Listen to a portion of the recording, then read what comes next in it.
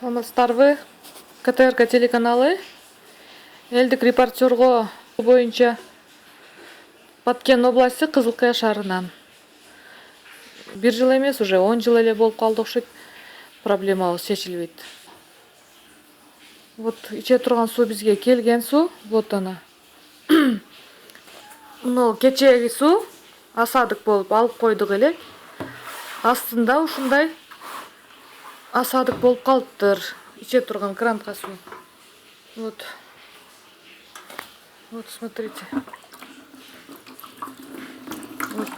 Ушул суу ичебиз биз. Вот. Бизге ушул суунун проблемасын качан чечип бересиздер? Урматтуу биздин чиновниктерибиз. Вот.